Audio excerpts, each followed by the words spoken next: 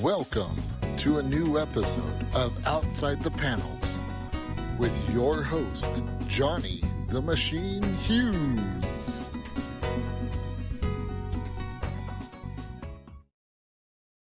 Welcome everyone to an episode of Outside the Panels. Now, not so long ago, we had Marvel alumni Mark Waid on the show, and on top of that, recently Spider-Woman writer Carla Pacheco.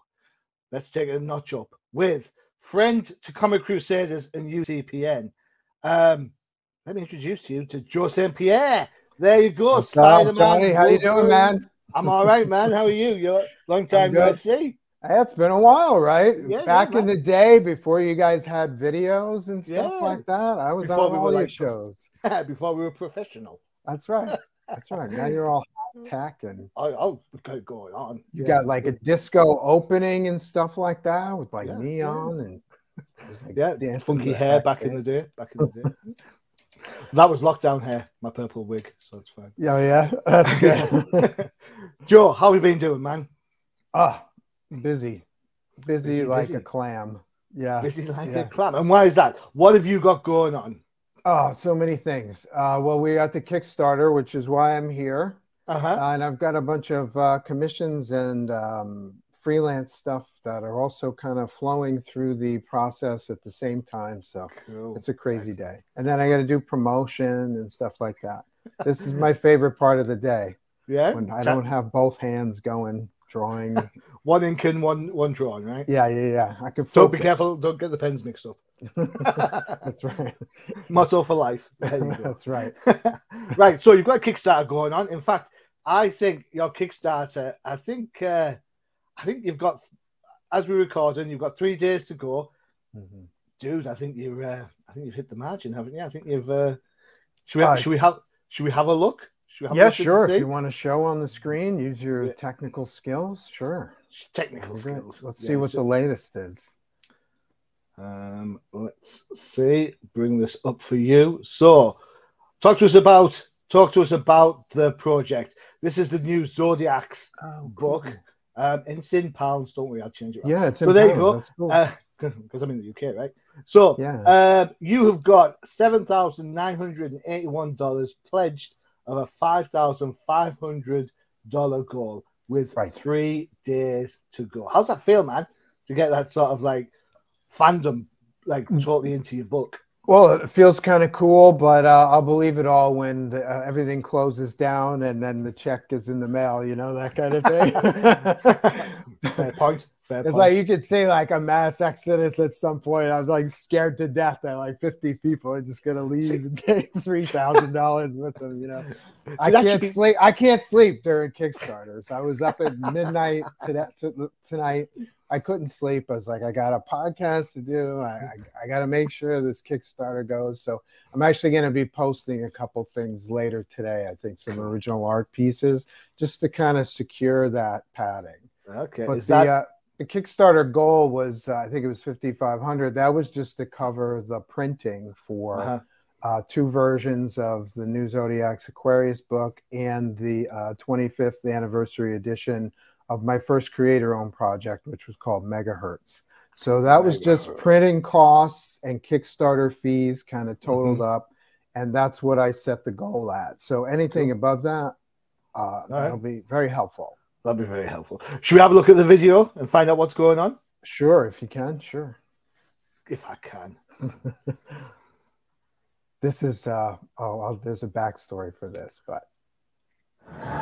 Hey guys, it's Fred Azar, the Iron Sheik from Young Rock on NBC at 8 p.m. on Tuesdays. I'm here to tell you, I met one of my heroes in the comic book world. You guys know me, and you know that I'm a huge Venom fan.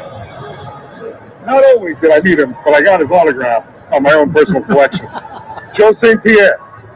Now, he's a legend in the comic book industry, and he's starting a new comic, the new Zodiac.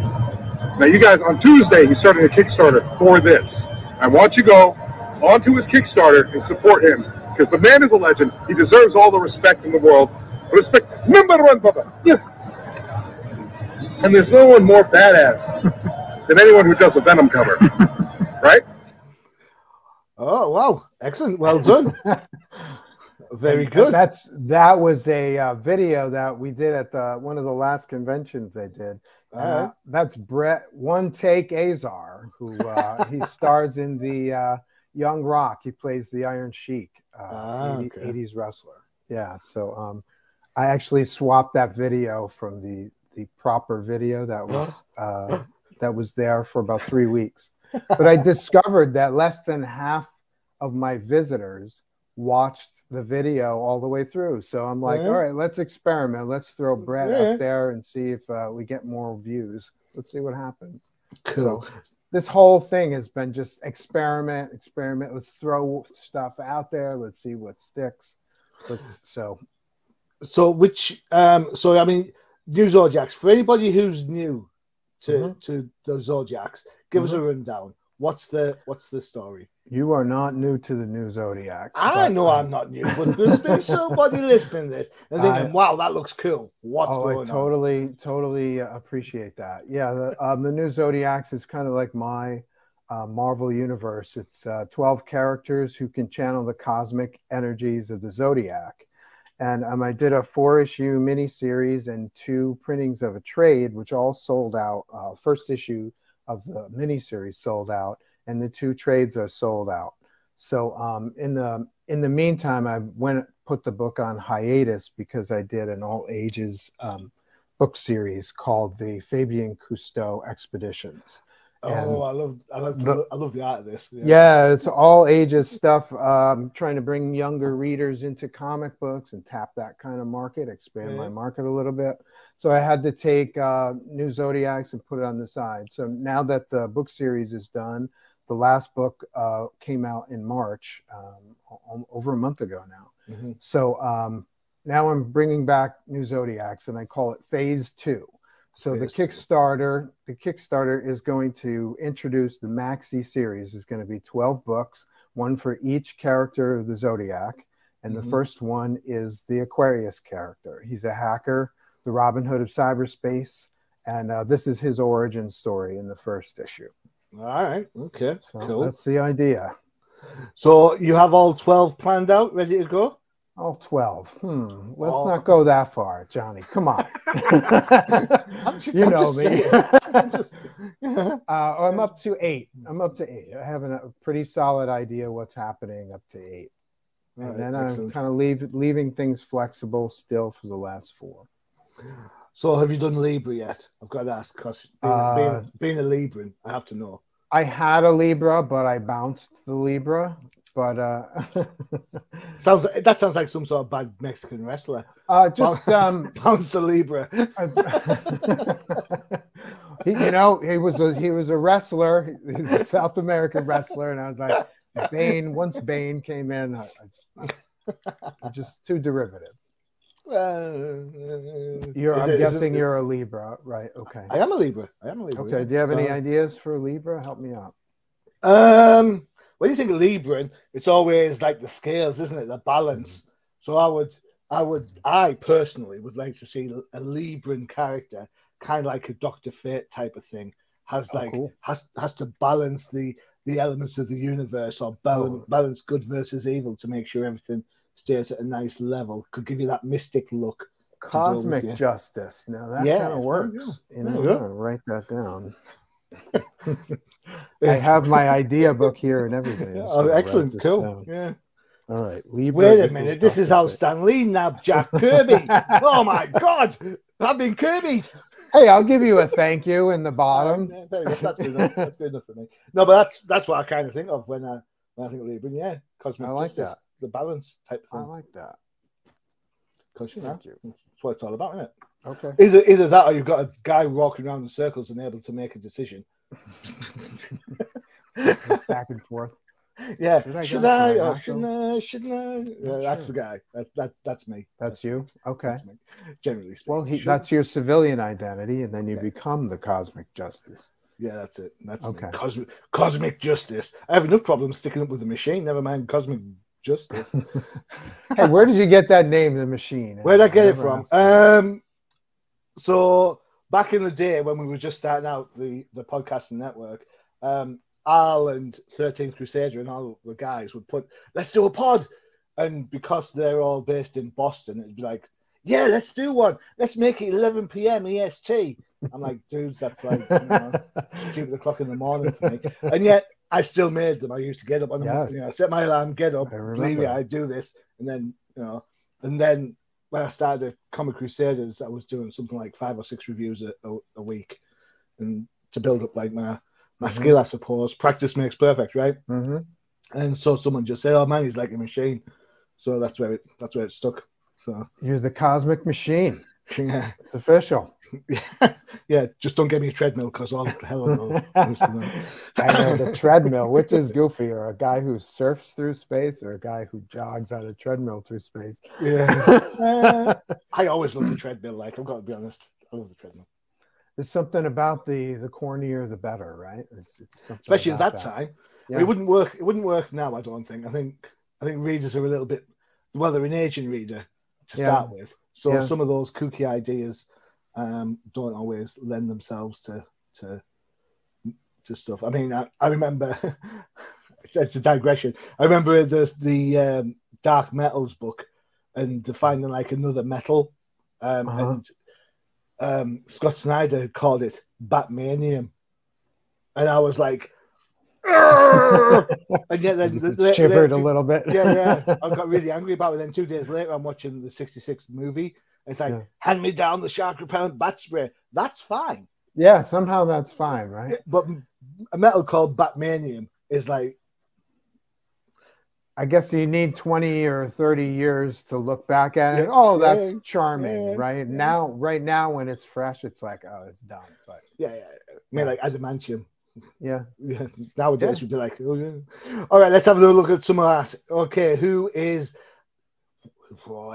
got some, is this the guy? Is this Aquarius? That's my boy. That's the new Aquarius. His civilian name is the Liberator. That's kind of his code name. And he channels the Aquarius energy to basically access the internet psychically with his mind. And he's an expert elite level hacker. Steals from the info rich, gives to the info poor. He's the Robin Hood of cyberspace. And that's kind of him in cyberspace with his trusty virus Nixon up in the upper right. What a great call. And he's got code constructs, that he uses to break into and smash into databases. Cool. That's my story. And the second, the cover on the right is the new Aquarius symbol. And that's the variant that's only available through me and through the Kickstarter campaign. Cool. So that's going to be an all black cover. It's all glossy. And then wherever the art and the lettering is, it's going to be like a matte finish. So it's going to be kind of cool. It's a funkier, classier looking package, I think. Yeah, cool. They both look great, to be fair. Which do you prefer? Because you've got a huge fan base as a Marvel artist. You've worked on Spider-Man, Venom, Wolverine. You've done some Deadpool. Have I missed anybody out? I did a Fantastic Four story with Roy Thomas, and I did a Gambit story with Fabian Nicieza, the co-creator of Deadpool. I've interviewed Fabian. What a good guy. Oh, yeah. Great guy. Good guy. Yeah, good guy. Great guy. Yeah. Very cool. So there's probably other stuff. I just forgot about it. Spider-Man 2099. I don't know. Love Spider-Man 2099. Yeah. When didn't that start with Peter David and Rick Leonardi? The series did, yes. Yeah. That was my first gig at Marvel. When I came from Valiant, my first gig at Marvel was an inventory story with Spidey 2099. Yeah. So that was kind of fun. Good stuff. Yeah. Did you work with Peter David with that? Was that a Peter David book as well? That particular story was not. I did 4 issues of the regular series, which was Peter David scripts. And then I did a fill-in at DC on Aquaman, and he was writing Aquaman at the time. So I was like, he was probably, I can't get rid of this guy. What's he like to work with? Because I've got a shed ton of his Star Trek stuff because he's an absolute Star Trek The prose novels? Yeah. Oh, yeah? Oh, cool. Yeah, I have read a couple of his Star Trek novels. They're fun. He's got a cool style, and he's got a good sense of humor. I like his character stuff a lot. You know, Cool. character interplay. It's very I think, did he not write The Death of Jane DeWolf? Was that Peter David? I think he did that as well. Yeah, that one of my favorite all-time Spidey stories. You know, I've heard that recently somewhere else too. I have to chase those down. I haven't read those. It's really, really good. On my list. Go for it. So, which do you prefer? Because you're not predominantly you have loads of fans as Joe the artist, and you have loads of fans as Joe the creator of Zodiacs. Which do you find easier to do, write or draw? And the second question of that is, do you prefer doing the easy one? The easy one. Which one is easy? As I speak to creators, there always seems to be like a natural affinity to one of them, and the other one gets worked on. Yeah, well, I'm best known in the industry probably as a penciler, visual storyteller. But ever since I was a kid, I've been drawing comics. I mean, I didn't just draw pictures and hang them on my wall. For me, it was always about, cover 8 to 10 pages of story, picture tells a story as a beginning, middle, and end ever since I was a kid. So I have this what my friend calls a cartoonist brain, but I have, like, if there's a division, if there's a visual side and a writer's side to your brain, I've got a porous barrier in between. They go back and forth. So like when I'm writing, I see pictures and I'm describing scenes half the time. And then when I'm drawing, if you look at some of the original pages that I have, when I'm working, especially with Zodiacs, I kind of perfected the process on Zodiacs. It's like while I'm inking the pages, I'm writing the dialogue. So on the sides, sides where you can't see, outside the live art, I'm writing the dialogue notes. Are you saying outside the panels? You can't outside the panels. Yeah, something. I don't know where I got that idea from, but but outside those panels, you'll see my notes for dialogue during the process of that page. So I do that all the time. And I'm also writing in my head faster than I draw. So it's like, I'm on issue 6 of the Pisces character while I'm drawing issue 1, physically. So it's a weird discipline I have to impose on myself. So let me ask then, is it a case that each issue is going to feature one particular Zodiac? Yes. Yep. Okay, cool. So the Aquarius is in the first one. He gets roughly a 44-page origin story, and then there will be a few pages for pinups. And then the next one, which will be out in November, is Pisces. So we're going to spotlight the Pisces character, and her name is Cricket. She's basically a Ghostbuster who communicates with the dead trapped on Earth. So it's kind of like a sci-fi horror mashup. She knows what's happened. She knows what happens to people that pass the mortal coil, so to speak. And so we're going to do Pisces in November, and then Sagittarius somewhere about early spring next year. That's the loose schedule right now. Cool. So each issue will spotlight one of the characters. Cool. And I'm also planning to, maintain interest in the previous characters. I'll do backup stories or team ups. They'll start to interact with each other as time goes on. So that's go ahead.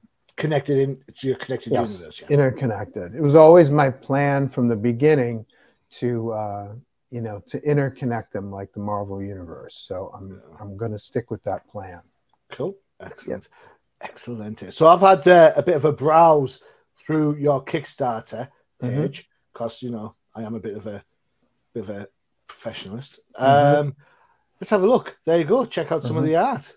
This is on your Kickstarter page. So I haven't been hacking your computer Aquarius style, I promise. Where did you get that? It's halfway down. Just saying. It's just there. Cool. Yeah. Oh, that's right. That's right. It's on the Kickstarter. It's on the Kickstarter page. Public info. Yeah. So that's my boy. That's the Aquarius in his kind of full career. He appears in cyberspace with this kind of metallic skin, and he's breaking into some databases right there on that page. Did you have fun drawing the technological aspects of this? Love them. Love them. Yes, can't wait. Can't wait to do more. Just kind of like, because some artists prefer realism, some people prefer text, some people prefer. This is well in your wheelhouse. Yeah, I have a little ADD that way. Like, you know, one day, that's kind of the reason why I'm doing a universe. It's like if I get bored with the technical stuff, I'll pick one of the other characters that are more organic, you know. Okay. So, but this character, the Aquarius character, his name is the Liberator. Yeah. He's always like front and center. Like he always wants attention. So that's one of my favorite panels I ever drew. That one. I'm going to be really. I'm asking a really obvious question, and people go, "Why am I asking this?" Who did the colors? That's mostly me. Well, I've had a couple people who helped me out during the process, but it's mostly me. The colors, man. The colors. One of the things I always kind of makes me, I don't mean this to sound this in a negative way, but it's going to come across that way. One of the things that makes me wince when I look at like some Kickstarters or some digital books is that sometimes the colors don't have a texture. They're just boom, flat. You know what I'm trying to say? So when I see something like this, I mean, this is absolutely gorgeous colors. Unbelievably gorgeous. Thanks, buddy. You know, oh man, there are some storytelling devices that I only learned like when I was doing issue 3 or 4. So I'm going to revisit those devices and retool the colors a little bit for this issue, so they're more consistent from one story to the other. But other than that, thank you. I appreciate that. It looks, and I don't know why this sounds surprising. It looks like, oh my God, you could go into your comic book shop, pick it up off the shelf. It's that good. Yeah. Yeah. So are you enjoying the whole Kickstarter process then, having your own say, or would you prefer to be using this as a publishing house somewhere? I would prefer to be independently wealthy and just sit on my island resort and pencil pages all day long. And all right, okay, cool. So don't forget, I'm making the best of it. Yeah, totally. You can come by anytime you like. I'll send you. You want the yacht or the private jet? Which one? Well, if we're talking, if the horses for courses, I want matter of transportation, please. Oh, you want? Okay. Joe's place. No problem. That's it. We're going horses for courses, right? Yeah, totally. Well, you know, the last couple of Kickstarters have been pretty good to me, so I'm kind of more familiar with the territory now, so I'm starting to expand and play with it a little bit more. I did a crossover with Keith Champagne, who has his own Kickstarter. He worked and wrote on Green Lantern and JSA for DC. And so we have like a crossover campaign. If you contribute to both New Zodiacs, Aquarius, and his campaign, which is called Microscopic, you get a one-of-a-kind print that I penciled and he inked. So I'm just messing around with ideas. This campaign has a bunch of what I call Joe team-ups. They're actually commissions with some of my friends or some of the giants in the industry. Like Keith himself and Keith Williams, who worked on Superman and Alpha Flight, I think. And who else have we got? I'm going blank on all the Kickstarters. But there's a bunch of commissions. Most of them sold the first hour of the Kickstarter. So Mark McKenna is one of the inkers. I'm going to pencil a piece and he's going to ink. Paul Pelletier, he's doing a lot of stuff at DC, Superman, Batgirl. He's going to pencil a piece and I'm going to ink it. So Stephen Butler, classic 90s Clone Saga penciler. He's a regular on Web of Spider-Man. He's a friend of mine. He's penciling a piece and I'm going to ink that one. So there's all kinds of different rewards, you know, to kind of bump up interest in the Kickstarter. So excellent. All right. So we will visit the Kickstarter again in a little bit. But for those, in the meantime, there it is. Check it out.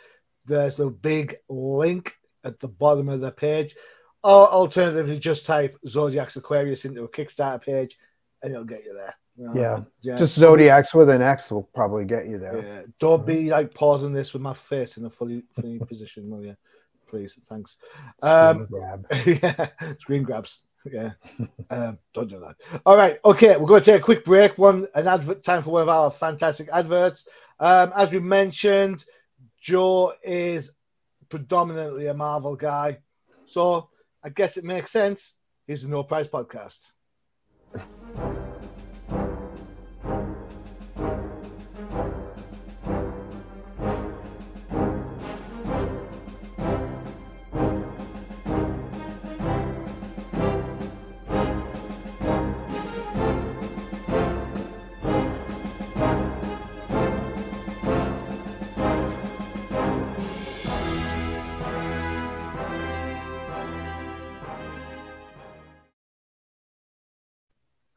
I was on that podcast. Who's on that podcast? I was. Yeah, you were. Yeah, you have. Yeah, you have. You have. And I've been on the old time comic show. The Old Timers Comic Book Show, where the hosts aren't old, but the comics are.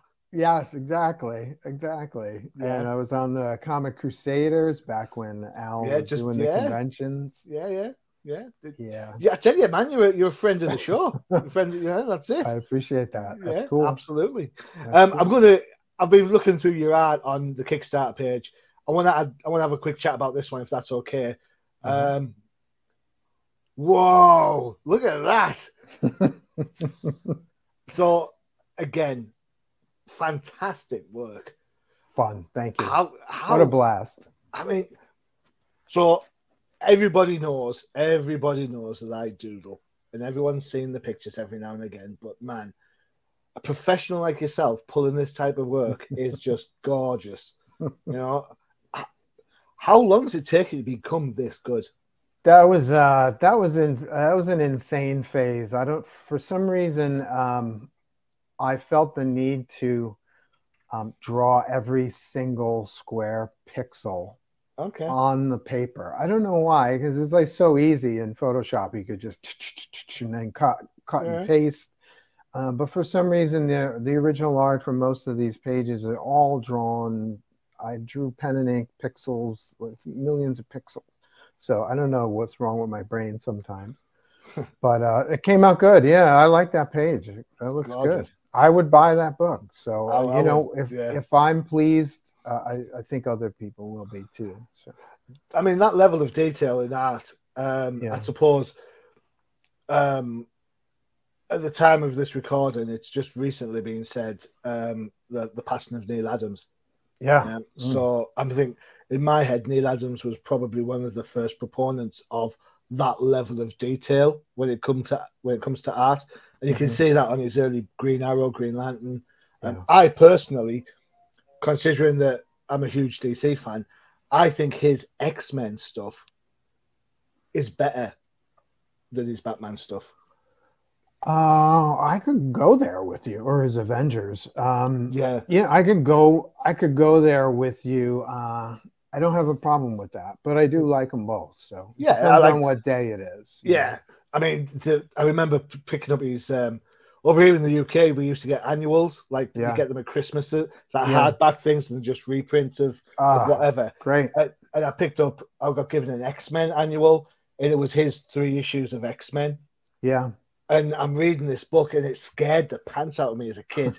Which issue was that? Sauron? Yeah, the Sentinels just after. Oh, right. The Sentinels came for the. Yeah. And I was like, oh my! And just the level of detail. It felt like, bearing in mind I was a kid at the time, it felt like I was reading a grown-up book. That's a fair point for sure. Yeah. For sure.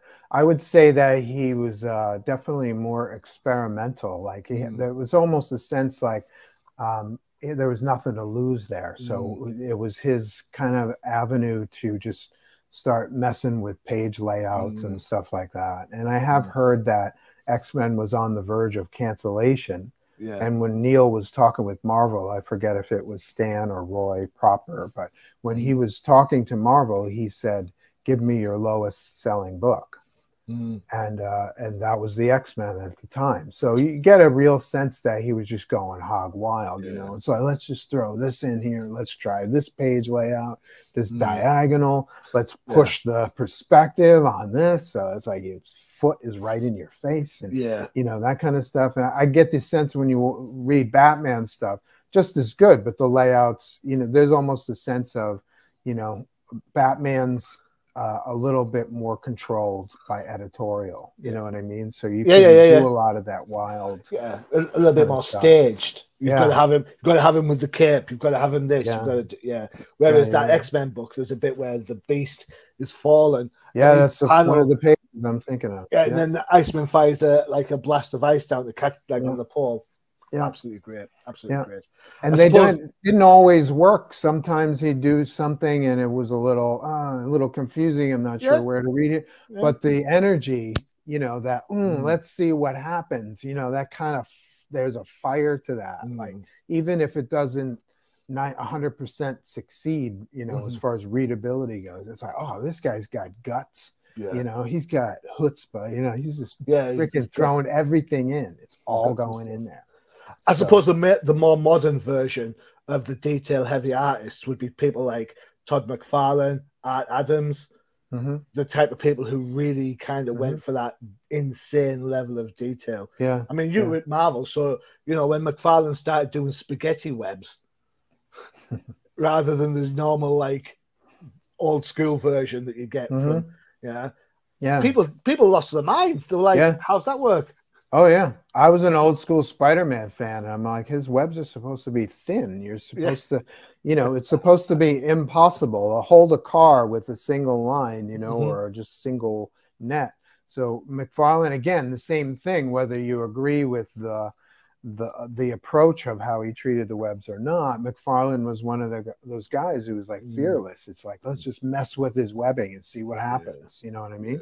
And that's something that just caught fire with fans. They love that stuff. So, and then you have at the same time, I remember reading Spider-Man at the time, and McFarlane was everyone loved McFarlane, but the impact it had on pros like Sal Buscema and I'm going to say his name wrong, Alex Saviuk, who was on web at the time. They then had to stop doing their traditional spider poses to try and get like the clunky elbows and knees going on. It didn't always work. I felt so sorry for Alex because you know he is probably, and I don't mean this in any sort of disrespect, he is probably one of the latter of the John Romita senior type clones in comics, and then all of a sudden this new boy comes around and he says, right, stop drawing John, start drawing Todd. And Sal Buscema's Spider-Man at the time was quite angular, quite straight lined. It wasn't curvy. So it's kind of trying to mix those styles was kind of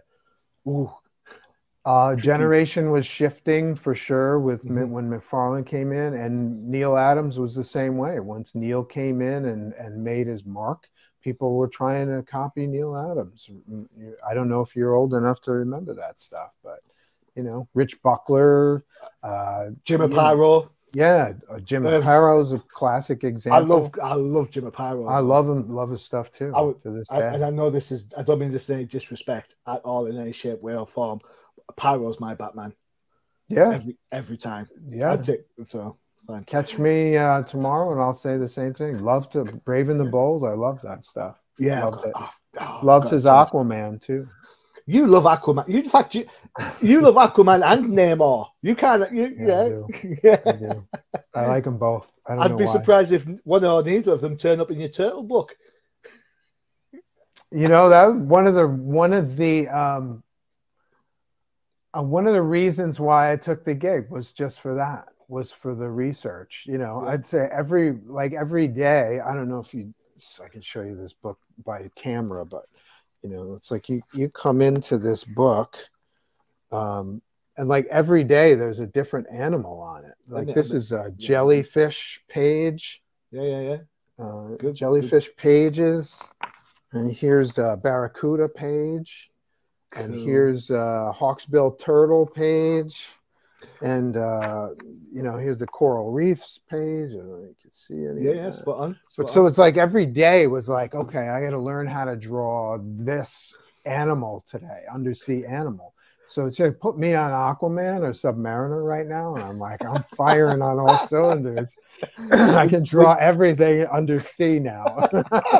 So when you said you did research, did they actually send you to Hawaii to do it? Oh, wouldn't that be great? But no, there's not that kind of budget now. Oh, what you mean is they gave you a box set of Hawaii 5.0 and said, "There you go, Dano." Right? Yeah, something like that. It's closer to that for sure. More like hotel videos, you know, the Four Seasons in Maui. Here's your research. Yeah. Okay, whatever. Like the promo stuff. Right. You mentioned the 25th anniversary for Megahertz. Oh, he says that's Liberator Aquarius. Yeah, dope. I'll get there. Technical. I was just thinking. You said Mass Exodus earlier. I was kind of thinking to myself, that sounds like a cool name for a villain as well. It does actually, or a series. I actually like that. Let me write that one down too. Exodus. What's the title? It could be like a cult of villains. If you're a creative type and you don't have like a sketchbook that you doodle ideas in visually, or an idea book, which I have. Yeah. I've got a sketchbook too. There you go. I always have a sketchbook kicking around. There you go. There you go, man. Yeah, nice. Not great. Nice. Batman doing some sort of crazy. Nice. I like the straight cape look. That's cool. Yeah. Look at you. You're not kidding around. There you go. Batman and Spider-Man. Nice. Just hanging out. Yeah, I really like the Spider-Man pose, but I never seem to get how his back's supposed to work. Reclining. Yes. I'm too. Well, get on the floor. Do you have kids? Do you have? Are you married? I'm family. Yeah, I'm married. Okay. Don't ask her to do that position. Okay. Well, ask her to shoot you in that position. Yeah. You'll figure it out. I sometimes look at art and I think in my own, I'm too much of a realist. You know, when you see that broken back syndrome that some female characters always have, Catwoman. I can't do that because I draw it and I like, there's no way I should be able to see. If I'm looking at the back here, there's no way I should be able to see her boobs. Something's gone wrong somewhere. And it's my thing, man. Somebody needs to correct that shit. You need an editor for that, or an art teacher, it's probably editorial that put it in. Yeah, maybe so. Right, Mega Hertz. That's my other baby. Yeah, that's a cool drawing too. It is. It looks good on my screen. I don't know. It looks great here. It's great to you. So 25 years. 25 years ago, I did a creator-owned book, co-created it with my friend Dave Klistek, and we published that through Image in black and white 25 years ago. So I'm like, okay, cool. I still love this character. You know, give me an unlimited budget and I could run a 3 graphic novel series with this guy tomorrow, ready to go. So we just want to celebrate the 25th anniversary. I recently was messing around, speaking of color, I was messing around with the character, trying to make him look kind of distinctive with color. And I discovered this kind of texture brush effect that I really liked. It really kind of, it kind of met with his character, you know what I mean? That kind of, even his skin is like gritty, like a shark's. Like if you pet a shark, it's actually not smooth at all. It's if you go against the grain, it's very sharp, right? And so I did something like, I had a brush that I was like, you know, his skin should be, it's decaying. He's a cyborg assassin character, so it's like his skin should be really like, you don't even want to look at his freaking skin, let alone his body, you know. So I came across that only recently, like this year or late last year. And I was like, oh, that just kind of lit up a whole thing again. So it's like, okay, cool. Let's color this book, because when Image published it, it was in black and white. Let's color this book. Let's release a high-end 25th anniversary edition. It'll have a metallic foil cover. And this is going to be badass too. It's really great. And also, if you're a fan of the Aquarius character, the Liberator, there was a prototype character in this book that kind of hooks up with the Liberator. Cool. Yeah. I've got I've got to say that I absolutely love the use of white on this. Yeah. That is such an underused technique, I think. Yeah. But it just absolutely adds detail and depth because of course you've got the shoulders there and you've got the emphasis of the skin. So yeah, cool. That's a crop of what the cover is going to look like right there. Cool. So yeah, that's a blast. I love doing this stuff. Can you tell? Yeah. I can absolutely totally tell. Could be here all day. How long is your show? You should say that. Let's see. We've had that one. For those that wanted to see what missed out on the turtle book, it is got a picture for you here. Boom. Check it out. There you go. Yep. Hawaii Sea Turtle Rescue. Yeah. It was just released on March 15th of this year. And that's part of a series. There are 3 other books in addition to this one. All ages reader, and I'm an adult, and I learned a crap ton of stuff about, animals in the ocean and stuff like that. A manta ray, who freaking designed a manta ray? They're awesome. They're awesome looking. I could draw a manta ray all day long. Yeah, I've been lucky enough to when I went to Mexico, I did some scuba diving, and I swam with a turtle, which was gorgeous. What a great experience that was. I have swam with dolphins, which I didn't enjoy because it was part of a park thing, and I was like, they're getting it to do like tricks. And I'm thinking to myself, this is a gorgeous creature, and it's giving me the paw like a dog. Something's wrong with this. So I'm not doing that again. It felt a little touristy, not natural. Unnatural. Yeah. I've swam with sharks. No kidding. Yeah, but again, and it was like a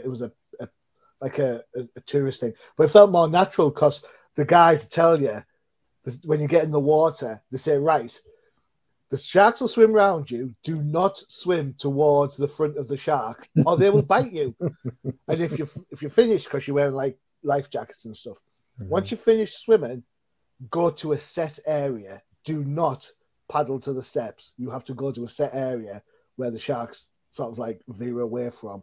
The water's slightly shallower, so they don't like going in there and stuff. I wasn't going. I was happy because they put it on your knee and you touch it and stuff, which is like. And then they said, I was like, right, that's it, I'm fine.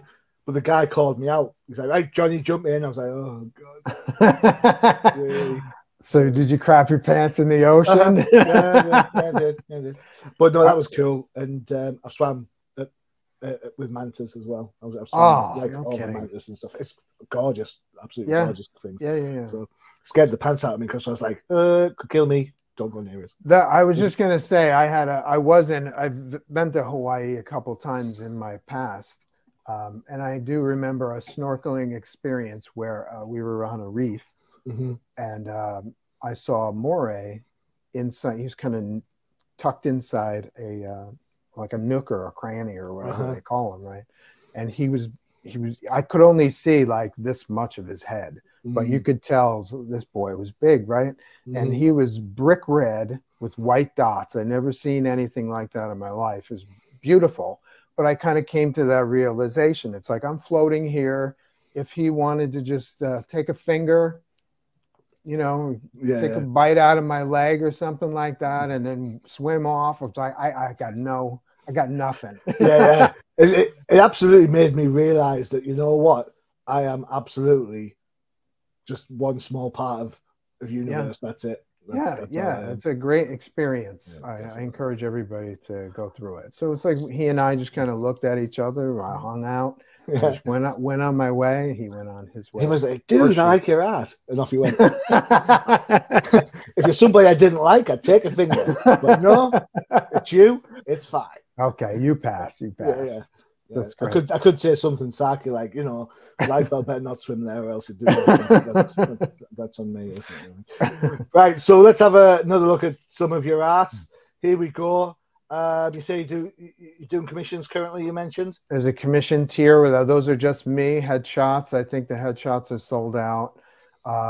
Is it possible to scroll down? Okay, so the full figure, I think the full figure commissions are sold out.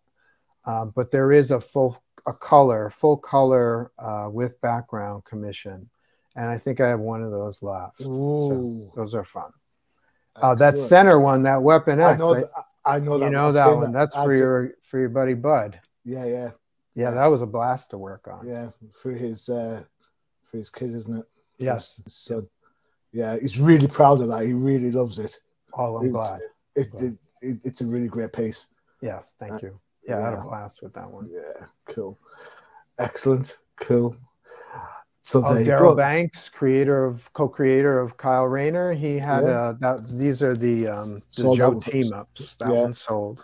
I'm going to ink Daryl Banks for that one. Okay, Champagne. Keith still available. Mick Gray, who worked on Batman and Robin with Patrick Gleason. I love his stuff. Yeah, he's available. I'll pencil the piece and Mick will ink it. My Valiant buddy Mike, remember Valiant Comics? I do. I still have. I think I still have.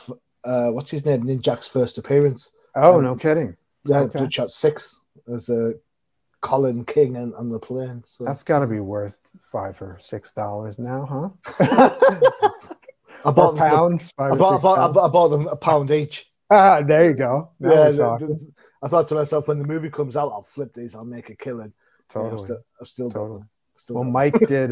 Mike worked on Exo, Man of War, and Hardcore for Valiant, and he's going to pencil it, and I'll ink his piece. That's my buddy Mark McKenna. I'm penciling. He's inking. That's Ian Chase Nichols. I know Ian. Yeah, he's a good guy. I forget who's doing what there. Paul. That's Paul Pelletier. Yeah, cool. And Mike Cavallero is the creator of Nico Bravo. You should have him on your show. Well, send me contact details. Okay. Okay. Cool. And Keith Williams is actually sold. I'm going to pencil a piece, and Keith is going to ink it. I got to update that image. Cool. It's sold. There you go. Wow. There's quite a wide range, and then you can buy a digital version of either book, Megahertz or New Zodiacs. And you can buy sets. I think there's a 4 or 5 book set for a discounted price. So a lot of different options. Like I said, I'm just trying stuff, seeing what works. Well, I have to give a bit of a confession. Okay. Yeah. And this is, I suppose, Johnny's the Machine's part and thought on this. All right. You've had an absolute impact on me. No kidding. Straight up. One of the first professionals I ever spoke to. Absolutely love your fans. You get involved, which really makes it easy to talk to.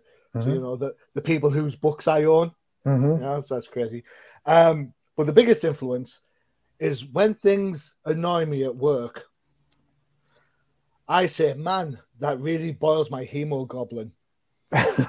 And everybody looks at me and if to go, what are you babbling about? And I just walk away with a small smile on my face. Okay. Okay. And that's when we did Jeopardy a while back. Okay. Was that an answer or something? Yeah. Oh, okay. Yeah, you created a character called Hemoglobin. Okay. Actually, that's a cool name too, is it? Why didn't I do anything with that? Yeah. And it's a wordplay, of course, on Hobgoblin. So yes, from the Spider-Man. And every time I say it, I think of you when I say it. So there you go. Thank you. Well, I'm very touched by that. Thank you. Yeah, Hemogoblin. I got to do something with that. Getting ideas today. This is awesome. It's great, isn't it? Cool. All right, Joe. Thank you so much for hanging out with me. I really do appreciate it. Your book's fully funded, as you say. The check's in the mail. Yeah. So, 3 days. 3 days. 3 days. At which point, then you're going to have to put up, and all the books have to go out. Simple as. Nice problem to have, right? Nice problem.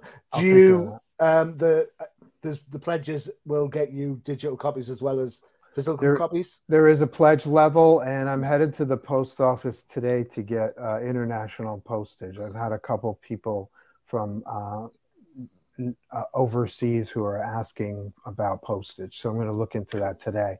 Actually, that's on the agenda right after we're done. I'm headed to the post office. Cool. So that's another thing I'm adding to, just expand the options, so Cool. Headed to the post office today to get the rates. Good. Cool. Good. All right. Good luck with that. So don't forget to check out the UCPN for all your favorite shows, including, we've already talked about it, the Old Timers Comic Book Show, where the hosts aren't old, but the comics most certainly are. 25 years or older is the benchmark. Oh, okay. That's like the antique comics is 25 years? Yeah. Okay. So Megahertz is an antique. It's old school. Okay. Yeah. So I got to be on their show next time. Bring it on. You might recognize a few faces on that one, actually. I think I might. In fact, you recognize all of them. And of course, we talked about it earlier as well. The No Prize podcast, keeping you up to date with current Marvel, Disney Plus, and the MCU. There you go. Big fight. I think I've been on that one too. Who's going to win? Is it going to be Doctor Strange or is it going to be Obi-Wan? Well, I'm probably going to see Obi-Wan before I see Doctor Strange. But you think so? Okay. Well, my wife's not keen on Star Wars unless it's the one with the teddy bears in it. Oh yeah, the teddy bears. So if I tell her the teddy bears are in it, I might get away with Obi-Wan. But she likes Doctor Strange, so I know where I'll put it going. And to be fair, she sat through the Batman twice with me, so. Oh, how was Batman? You like that one? I liked it. I thought it was canny. I thought it was good. I thought it was a different take, but it's Batman, isn't it? How many different versions of character exists, right? Fair play. All I want is to see Detective Batman. That's I haven't seen a lot of Detective Batman. Yeah, it does a bit in this, to the point where my brother came out and said, it's just like it's Miss Marple's with a cape. I want to see some of that. Call me crazy. Right, eating crumpets and tea cake with Alfred. He's DC's greatest detective, right? World's greatest detective. Let's shine a light on that. Indeed. Anybody can kick somebody in the throat. You know, the DC has many people who can do that, but not many are the world's greatest detective. Just shine a light on that. I don't think he's done a lot of detective recently, to be fair. But all right, I suppose that's another podcast. Yeah, John. that's the thrall of the event book, I suppose. Casting its light, as you said. All right, Joe. Thanks very much. What a pleasure. Thank you. It's great seeing you. Yeah, and you, sir. Don't disappear at the end. We'll talk about when this goes out. And I've been your host, Johnny the Machine Hughes. And as always, adios. See you later. Visit undercovercapes.com for the latest and greatest podcasts via the Undercover Capes Podcast Network. Also visit our parent company website, comiccrusaders.com, all about comic pop culture.